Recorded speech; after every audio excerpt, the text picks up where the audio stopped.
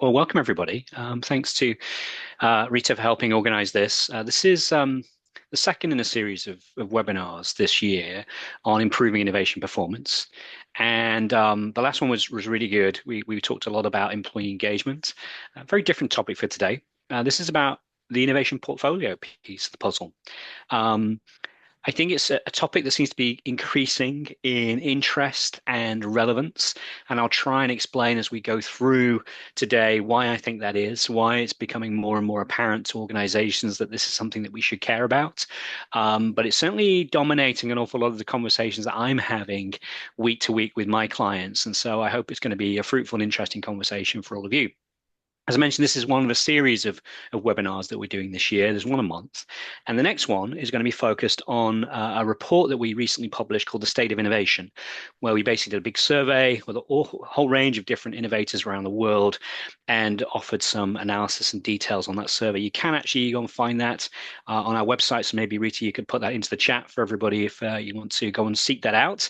But that's the topic of the next one. That's going to happen on the 27th of March. So feel free to join and register for each of these webinars as they come forward. I'll briefly introduce myself. For those of you who don't know me, I know there's a number of people on the call that know me relatively well. But I'm Colin Nelson. I'm Chief Consulting Officer at Hype, which basically means that I focus on the people and process side of innovation. My background is as a corporate entrepreneur, is what we would typically call that role now, very much focused on a very traditional corporate innovation job working in the technology sector. But for the last 15 years or so, I've been working with typically medium and large organizations and communities on improving innovation performance and everything that goes around that. So be that open innovation programs, focus on employee engagement programs, communication associated with innovation, pretty much everything you can imagine. And I've been blessed to work with all kinds of different organizations in all kinds of different corners of the world to give me, I think, some unique perspectives in terms of how we should perhaps move forward with innovation performance and how we can all collectively modernize and develop this industry. I'm also a big believer in the ISO standard for innovation management systems, the 56,000 standard, which was actually released last September. I think this is a really big step forward for the industry and provides finally a globally recognized list of best practices that we can all call upon to help our engagements with our wider organizations to create a common language for innovation, which of course eventually will ripple through into our innovation performance. I'm not going to be touching on ISO too much today, but I will dip in and out of it here and there. But if it is a topic that you're interested in, please feel free to reach out to me directly, and I'm more than happy to offer you my view about how ISO can potentially support us to improve innovation performance, whether you're seeking accreditation or not. One final point I will make is that at the end of this session, there will be an offer for a free consultation with me on your innovation program. These have been very popular last year and in the previous session. So if you just follow the link, that will take you to a little survey to give you some feedback, and then we will be randomly drawing a selection of people out of that list. I think we choose 3 attendees who ask for a free consultation, and I will then come back to you and we'll set up a call to talk about anything you want in the space of innovation.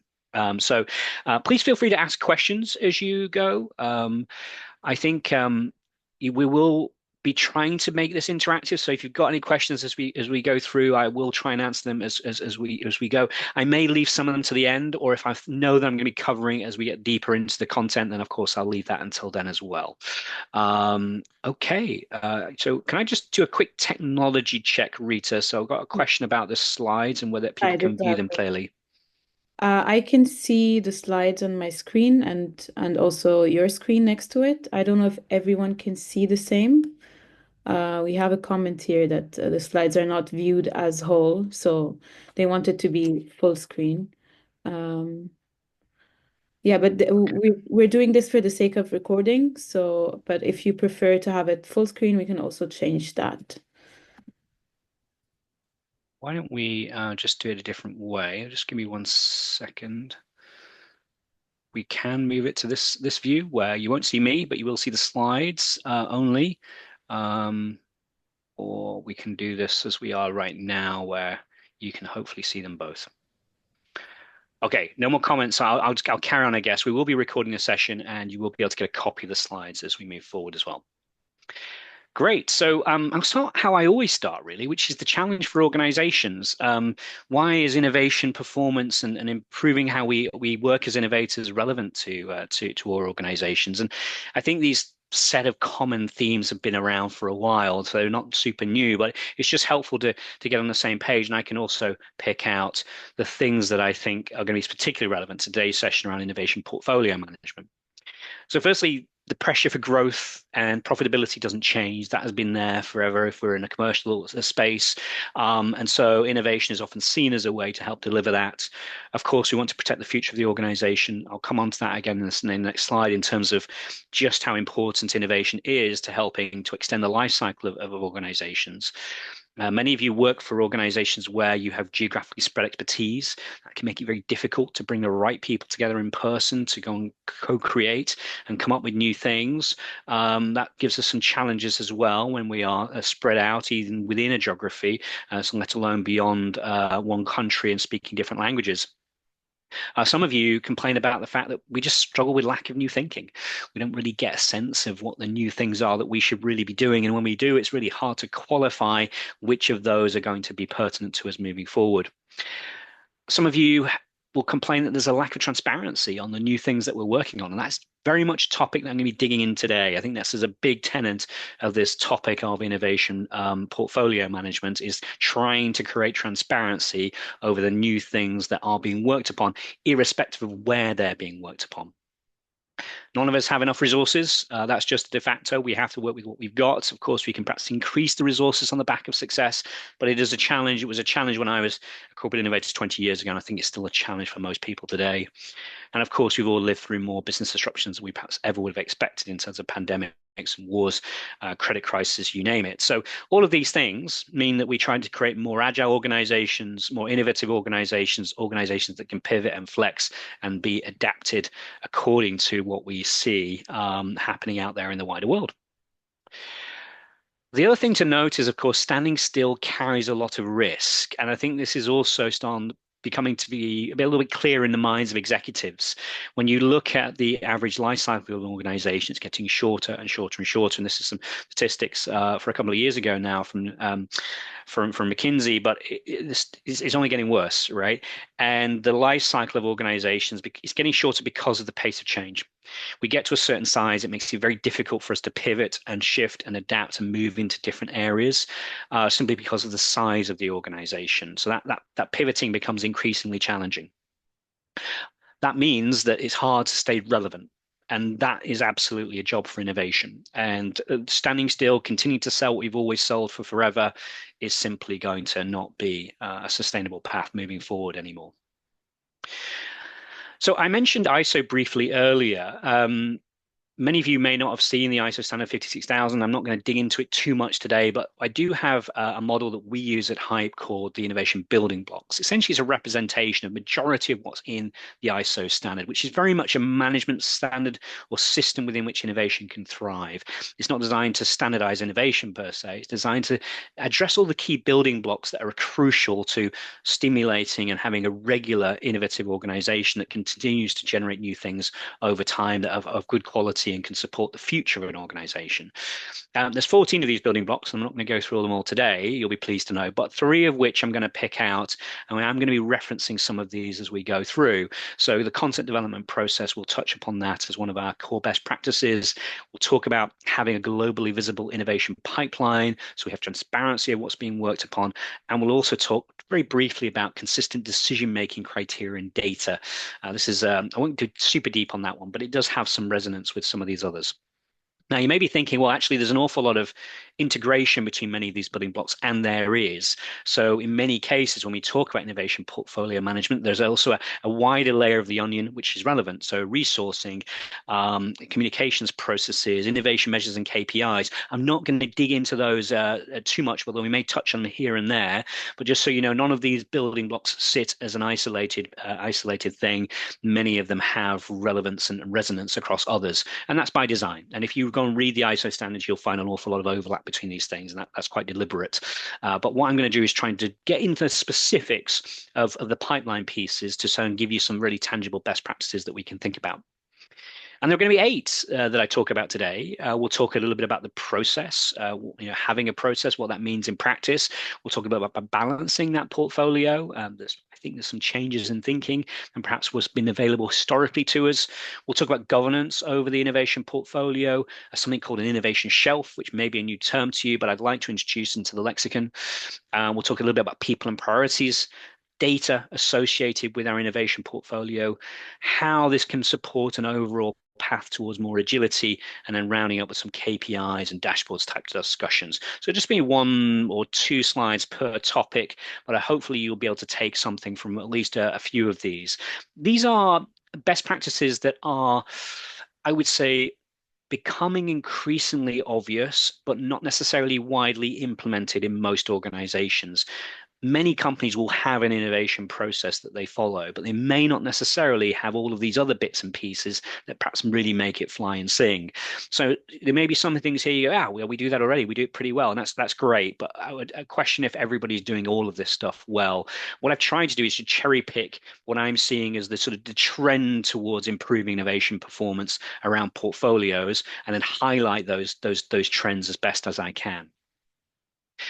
Let's start off, though, with this topic at hand, the innovation portfolio problem, and what it is we're really trying to get into here. Well, the future of our organization depends on what we sell in the future.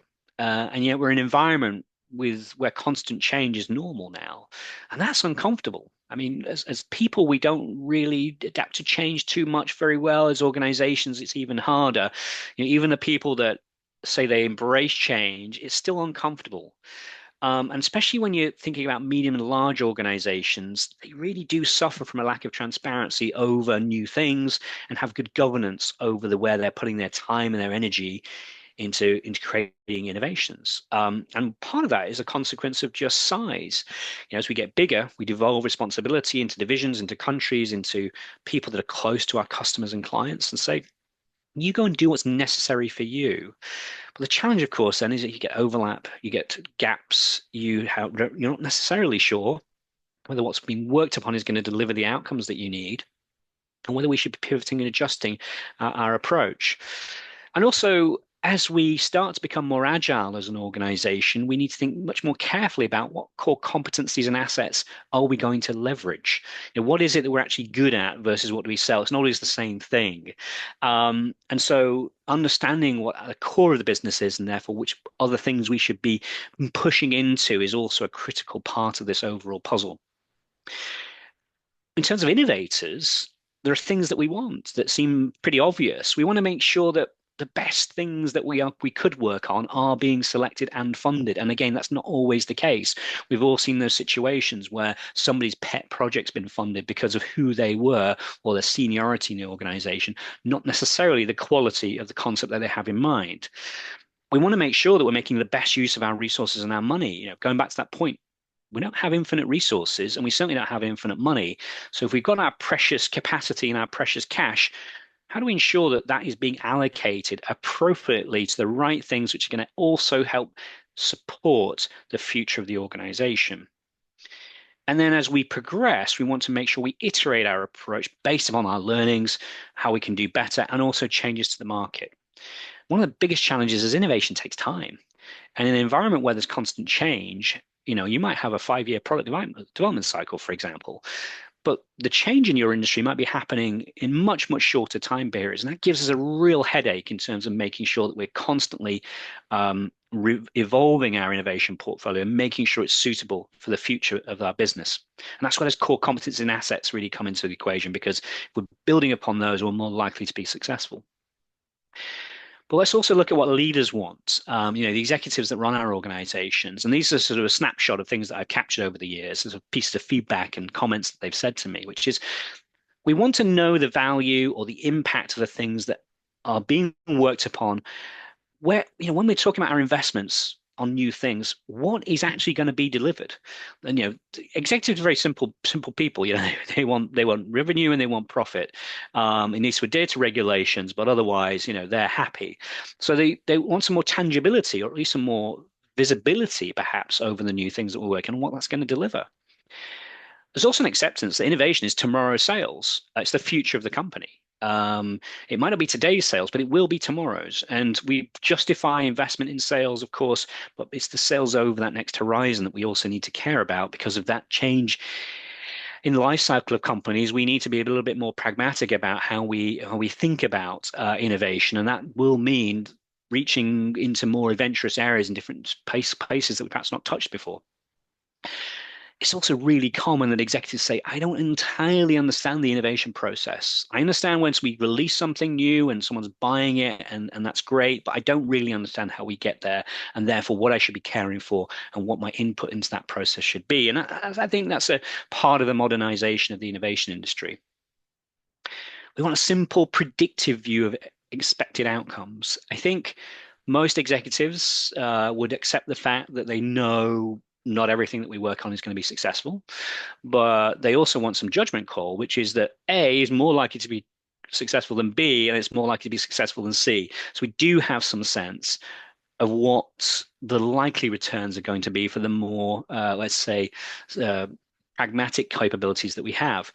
If we're pushing into those more disruptive, adventurous spaces, it's going to be less clear, but some kind of predictive view would be nice on what we're working on. And then the other piece of the forecast feedback I got was who's making the forecast? Who's making the judgments over how good or not this thing is going to be? How can we make sure that they're accurate? And it's not just one person's opinion.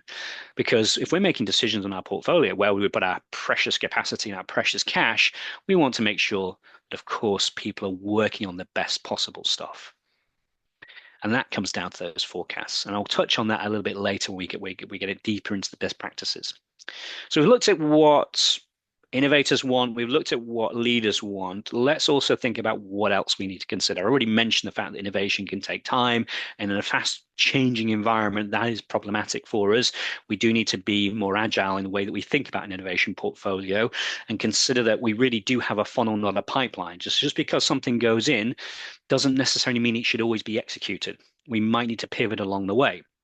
And knowing when we need to pivot is also part of this overall puzzle. I think the other bit of the challenge that we face is that concept owners often feel it's their job to make it work no matter what. And I think that's unfair. And I think that's actually going to take us into dangerous water.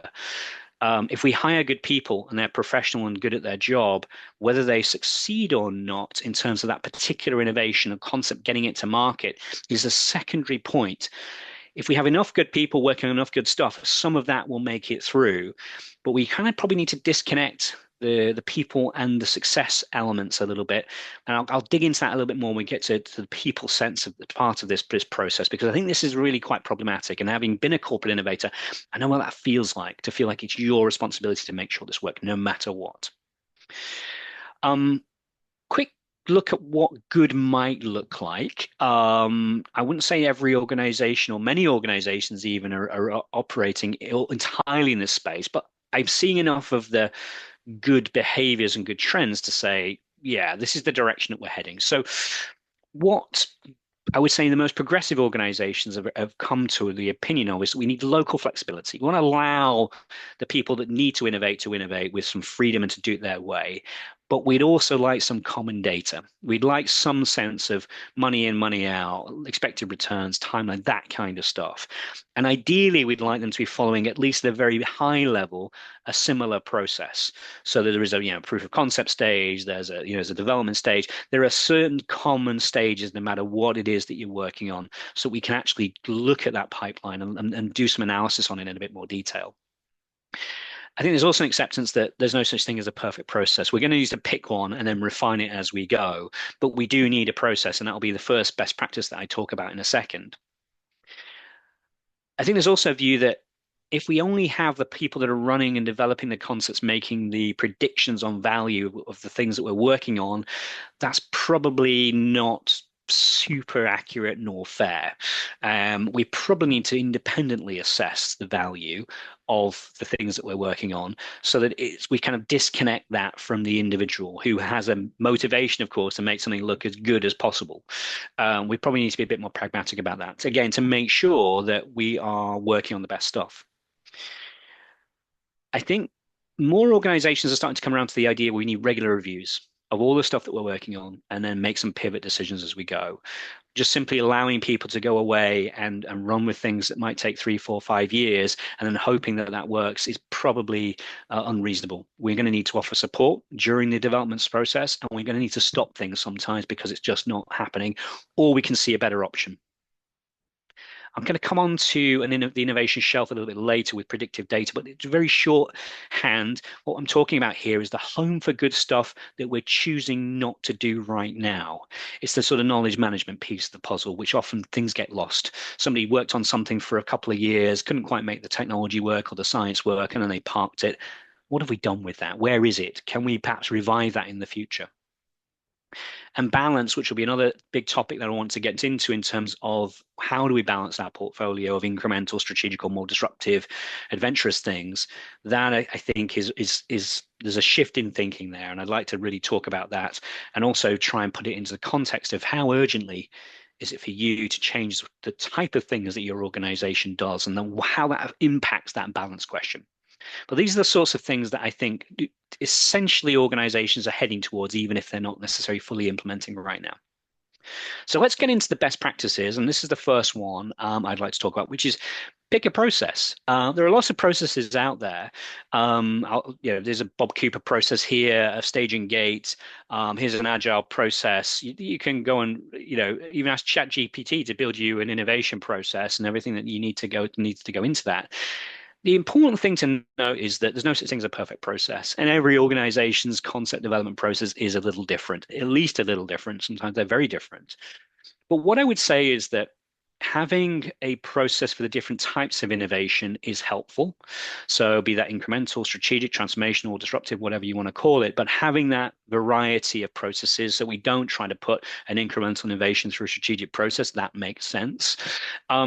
Having some standardization, at least at a high level of what those processes should be, is a good thing. It does help with our governance over that portfolio.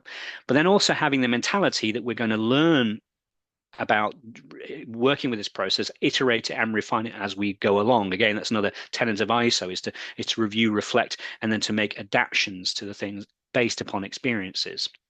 As I said, there's lots of processes out there, but my short answer usually is pick one and then make adjustments if you need to.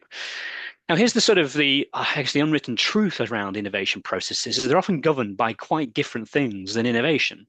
They're often governed by our sign-off levels in our organization. At what point do we need money? At what point do we need capacity? Who do I need to talk to get that approved? That's probably a gate review. Right? So these are things that tend to dictate these processes that are specific to the organization that's yours. The other thing, are there regulations that we need to adhere to? Again, if there are regulations that we need to tick as we go along, maybe we're in pharmaceuticals, maybe we're in something that has a safety component, maybe we're in the chemicals industry, those are also likely to dictate this process. So if you start to map out those decision points and the thou shalt not pass points, you'll start to actually start formulating a bit of a process. Whether it's right or not, the only way you're going to know is if you actually try it out and refine it as you go. But pick a process is the most important thing, and then refine it. And then said, there are plenty out there you can take a look at. Couple of examples here. Here's one from ConocoPhillips. They call theirs Fuel. This is their globally visible innovation pipeline process. 4 major steps: capture, define, develop, and adopt. So the energy sector. I know rocket science there, but the important point is they have a process. It's relatively simple, and it's adopted globally, which allows them to do global governance. Here's a different one. This is from Stora Enso, 4-stage concept development process of concept shaping, proof of value, options development, and then implementation. Again, sounds perfectly sensible. Pick a process. Make sure you're cognizant of the sign-off levels in your organization, any regulatory steps that you need to take, and that's going to define an awful lot of the steps you need to go through. You probably have a process already. Again, there's no such thing as a perfect one, but try it, iterate it, be cognizant that it will need improvement over time as the organization shifts and changes.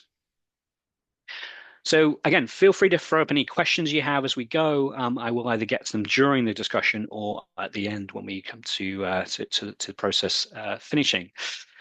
Next best practice, balance.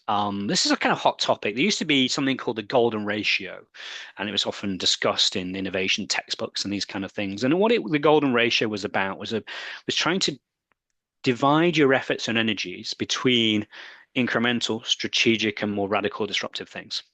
And the important point about that ratio is it said you should put energy into all of them, but these are the weights that we'd recommend. Now, I agree with the first part, but the second part has never quite struck a chord with me. And I think even more so now, given the pace of change, I'm less keen on it. But the first principle is good. We should be putting energy into all three time horizons, if you, or types of innovation categories, if you wish. All of them are important for different reasons. And I'm going to show you in a second an Ansoff matrix, which sort of visualizes this in a second. But the weights that we put in place, how much of our innovation energy we put into incremental or strategic or more disruptive, radical types of things, is going to change depending on what type of company we work for and what level of disruption we're exposed to, and how quickly we need to shift our existing strategy to something new.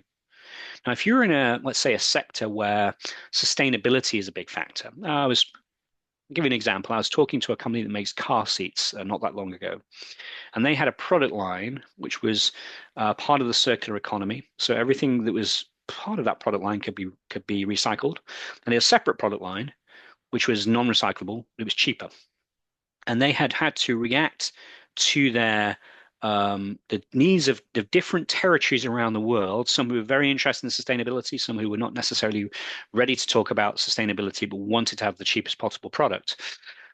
And so a topic like sustainability can affect an industry quite significantly. Regulation can affect an industry quite significantly. If we look at the electrification of cars, there are certain sectors that are going to simply disappear due to changes in the automotive industry. So those sorts of factors impact that balance quite dramatically. So where we might have been comfortable putting a lot of energy into the incremental space in the past, that might not be suitable for your specific industry and your specific circumstances. I showed a slide earlier from Stora Enso. It's a paper and pulp company from Scandinavia. Well, paper and pulp, when you look at peak production down to sort of where it's heading today, is 40% at peak levels. Digitalization is simply replacing paper. So if that's the level of disruption your industry is facing, so if your core business is dropping by 60%, you're going to have to move into more strategic, radical, disruptive areas rather than just innovating the core.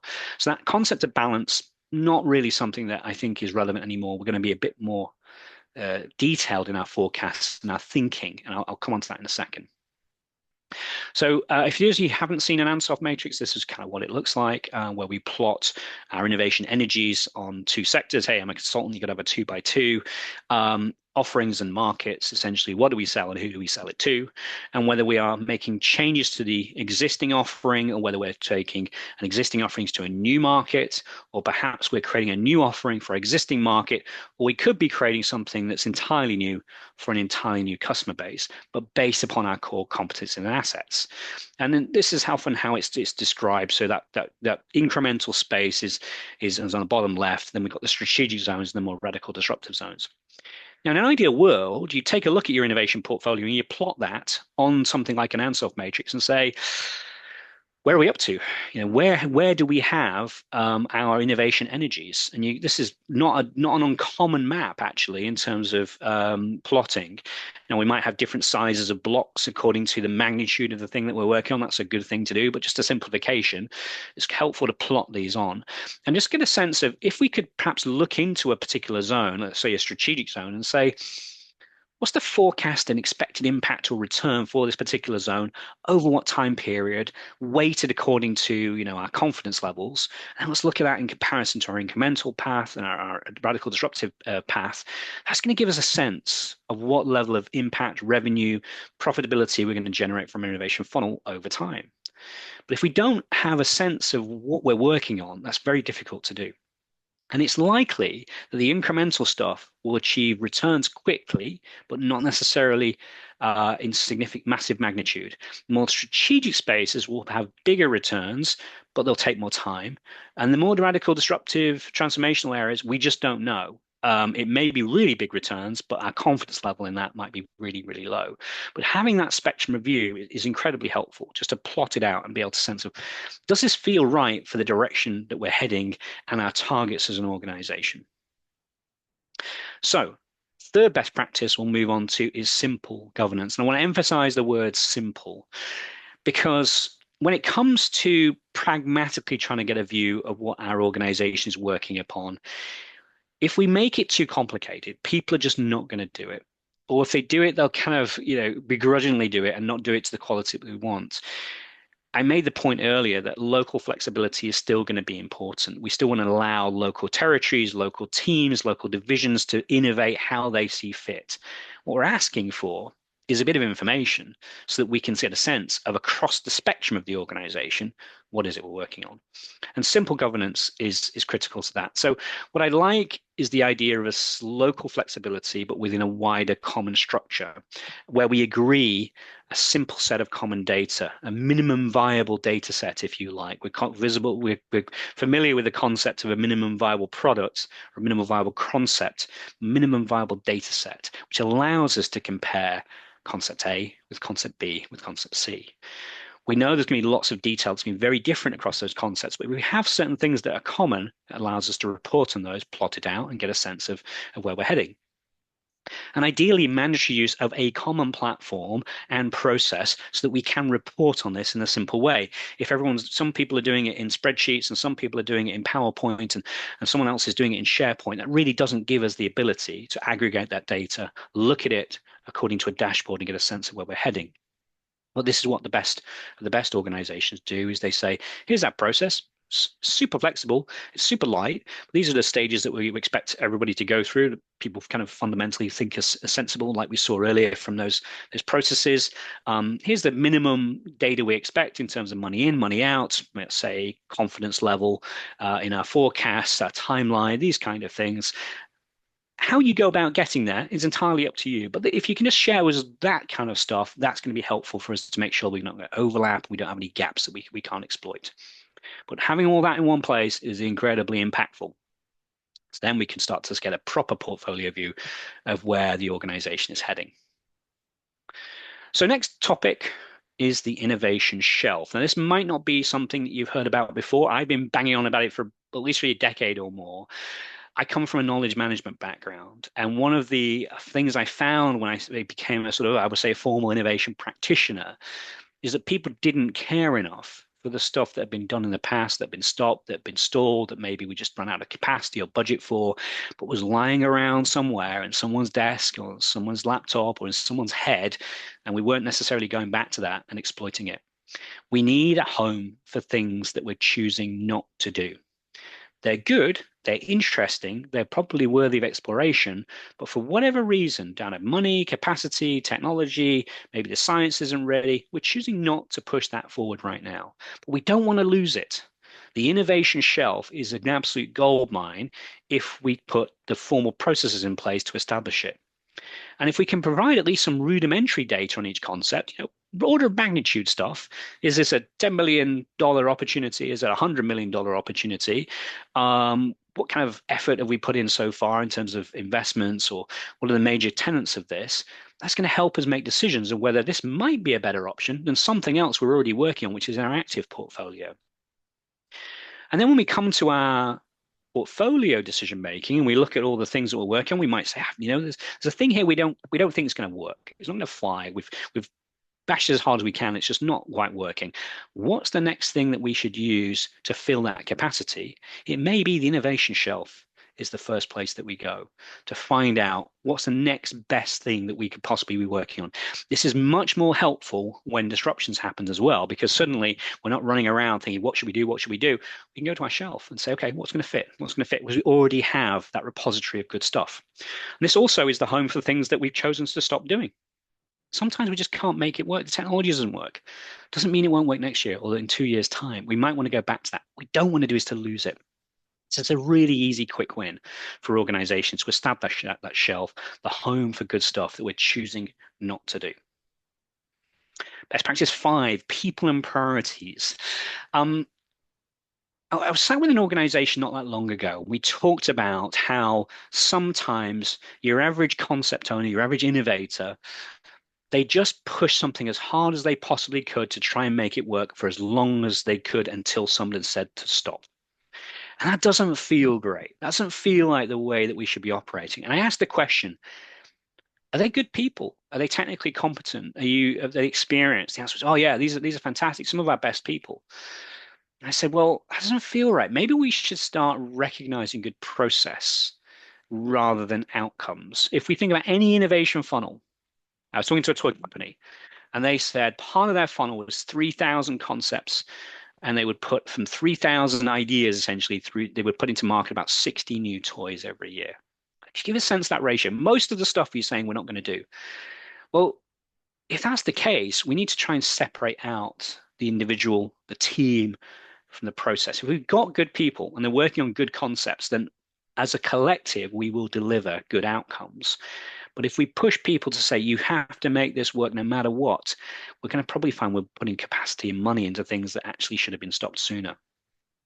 We need to accept the fact that simply not everything is going to succeed and think funnel rather than pipeline. Not everything that goes in is going to be successful. And I think it should be fine for a concept owner to put their hands up and say, yeah, I don't think this can work. I've made the best use of our company's resources, our utilities. We've tested it, but we just don't think this is going to be viable.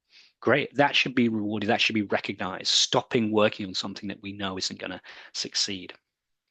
Because if a concept is rejected, it's stopped, it's deprioritized, let's reallocate those precious resources to something better that potentially will deliver material value. And if a concept is failing, it's not necessarily a reflection of a poor team or a poor individual if you know that you've got the right people, if you know that these people are strong, they're competent, they're skilled, and they're experienced. And let's try and separate those two things out. Great. So best practice 6, minimum viable data. I introduced this idea a little earlier. It's a very simple concept. All it says is for any type of innovation that we're working on, any type of concept, they should have the same set of data. Now, this won't be sufficient in terms of expressing an individual concept. There'll be many more things than what I'm going to share with you now, but there should be at least some minimum viable things that are consistent, whether it's an incremental innovation or a more disruptive innovation.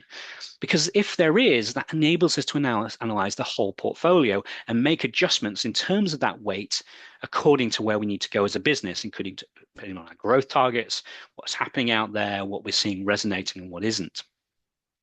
And the 5 things that I see most commonly expressed are investment in, capacity requires, how much people time is it going to take, impact out or forecast impact out, over what time period, and then a confidence level in that forecast, just like a sales forecast might have. We think we're going to win this deal, and we've got 60% confidence in that. Gives us a weighted view of what we think we're going to do in terms of sales. Innovation is no different. It shouldn't be treated differently. As I said, for an individual concept, there'll be many more fields that are important to that particular concept that we need to capture, and maybe a full business case which is fully worked out.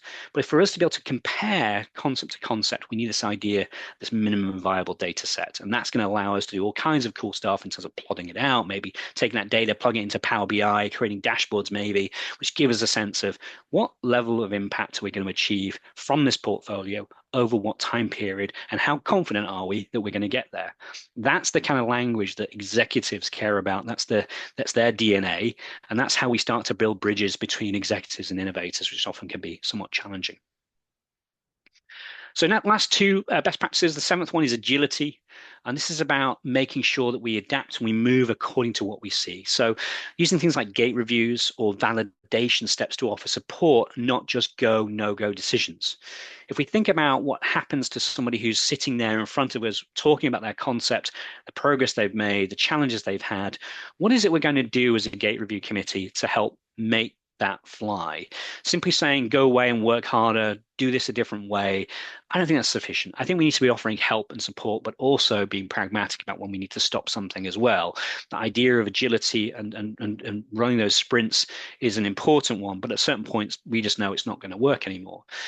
The other thing I think is helpful here is if we independently assess and weight forecasts. So when the concept owner says, I think this is a $100 million concept, and this is the revenue profile I would expect over the first 5 years, it would make a lot of sense for an independent group to take a look at that and say, do they agree? And whether they do, maybe they make a weighting on that. Yeah, we think that's 30% likely, 70% likely, based upon the type of innovation we're working on. People that are used to, who maybe have seen the success or failure of other things in the past, have got a bit of judgment there. That's going to help make these decisions on what gets progressed much easier. But it's probably unfair to expect the submitter, the person that's owning that concept, to really have an accurate forecast when perhaps this isn't necessarily their skill set. Also, they of course are biased. It is in their interest to make it look as good as it possibly can be, to deliver as much revenue as quick as humanly possible. But of course, once it's been implemented in market, they'll be moving on to the next thing, and they won't be owning it. It's a wider business responsibility. The other thing that I'm really passionate about is to use the collective intelligence of the organization to optimize the portfolio that we have and to resolve the problems that we occur. If you talk to people who own concepts, people doing that innovation job, just as I did sort of 20 years ago, when they come up against a problem and you ask them what do, they probably share it with two or three people that they sit around, the people that they know have some expertise and knowledge, but they're not necessarily making the best use of everything that's available within the company. And I think we need to normalize that as an approach. This isn't a failure on you if you don't know the answer. You're doing something new. It's innovation. But could we exploit the collective intelligence of our organization over a relatively short period of time to say, how do we get over this hurdle? Or how do we optimize this thing and make it as good as it possibly can be? Maybe we could make this thing for 5% less. Maybe we could generate 10% more revenue from this if only we looked at it from a different perspective. I think we should utilize the collective intelligence at multiple times during a concept's journey to see it can be improved. We can get over blockers faster, and we can improve the entire quality of our innovation portfolio. And of course, at these points, we're going to need to consider whether further investment or time will actually help move a concept forward, or really this should be something that we should stop. And again, these are the sorts of decisions that an independent evaluation team might make. They might say, I think this is a great concept. It requires more investment. I'm going to stop something else to give you more help. That's a reasonable decision to make. But right now, we probably don't do this in such a mature way to be able to even make those kind of decisions. So last best practice for today is KPIs and dashboards. And a lot of what I've talked about already flows into this as a topic, is if we have that minimum viable data and we have that segmentation of our innovation funnel in terms of the more strategic things, perhaps we group them by market or territory or country, we can start to then do predicted forecasts over our innovation funnel over time. And we can look at that mix of concepts and business forecasts and compare that to where the leadership of the organization wants to take the business. So, for example, if the business knows that we need to fill a $200 million hole in by 3 years' time, we can then apply the forecasts we're seeing from our existing portfolio and our new portfolio and say, are we going to get there? And if we're not going to get there, should we shift that mix of investment to something different? Maybe we should be a bit more adventurous, maybe carry more risk, or maybe we want to do a bit more incremental to mitigate that, but actually push more into radical space and take some long shots. But these are good quality conversations for an innovation governance board to have with leadership about what is the right mix of that funnel in order to deliver the growth perhaps we're pushing towards. And making sure that we're considering all of the three horizons of innovation, and we've adjusted those weightings as necessary. So again, that golden ratio concept, if I remember correctly, was something like 70-20-10 in terms of incremental, strategic, and more disruptive. Probably not really relevant anymore. We have to consider the compelling reason to change or innovate within an organization as to what that mixture should really be. And where I think this is all heading is some kind of dashboard that maybe looks a little bit like this. It's not my greatest work, but it should give you some sense of measurement. And I'm going to work from the right-hand side to the left. We'll start with innovation outcomes, what we're expecting in terms of hard benefits, money, time, speed. And that red area is what we've been talking about today, that innovation portfolio, our active portfolio and our innovation shelf, where we segment across the different types of innovation, but we also have that minimum viable data set for each of them. So we can look at it as a portfolio and we can decide if we want to shift something from our shelf into our active portfolio and vice versa. Really pragmatic, sensible decisions to have. And all our innovation activities and our really fuzzy front end stuff all feed into that, to both of those portfolios. I suspect this is where we'll end up in the end. So great. So I'll just summarize what we talked about today, and then we can open it up for questions if there are any. Feel free again to put it into the chat if you've got something that's on your mind based upon what we talked about. I believe that managing your innovation portfolio better will improve innovation performance. It simply does. Far few organizations actually really have this well managed and have good governance over that portfolio where we put those precious time and resources. But if you're looking for a first step, try to create some transparency. Just try and get a sense of what is it we're working on, and then look at that in terms of, are there overlaps there where we could actually stop this thing over here and maybe team up, or maybe someone's already further ahead and we can stop them and get them focused on something else, or maybe there are opportunities that we're not exploiting, but we can only see now we've got transparency over the entire funnel. Do allow for local flexibility. If you're a medium to large organization, you don't want to put one process in that's simply going to solve everything. At least at a very macro level, you can have the same process, but you're going to allow some local flexibility in terms of how they're going to manage that concept and how they're going to get there, because that's going to be entirely subjective to the type of innovation they're working on and the market that they're working into. But if we can at least have one common macro process where they can feed into, yeah, where I'm in the development stage or I'm in the proof of concept stage, and this is the forecast that we have, that's going to make proper governance helpful. So there'll be a little bit of carrot and a little bit of stick here. Common data is going to make better making decision making far, far better and much more straightforward. And if we can take advantage of some of those agile principles so that we optimize and improve as we go, and we keep refining, that of course is going to improve the entire quality of our pipeline. And that final point on balance, that is going to change over time. There's no such thing as the right balance of innovation portfolio anymore. Pace of change is just simply too fast. So we have to be pragmatic and have good conversations with leadership about where our energy should go based upon the wider factors of our business. So that's the end of the formal section here. As I mentioned, if you would like to have a free consultation on your innovation program, very happy to set one up. There is a QR code there, and also a little survey for the session today. Feel free to do that. As I said, we pick out, I think, 3 from random for free consultations. There will be, as I said, another session like this on the 27th of March on the State of Innovation report, and that concludes the formal part. So I'm very happy to take any questions you have. Feel free to fire them into the chat. I'll just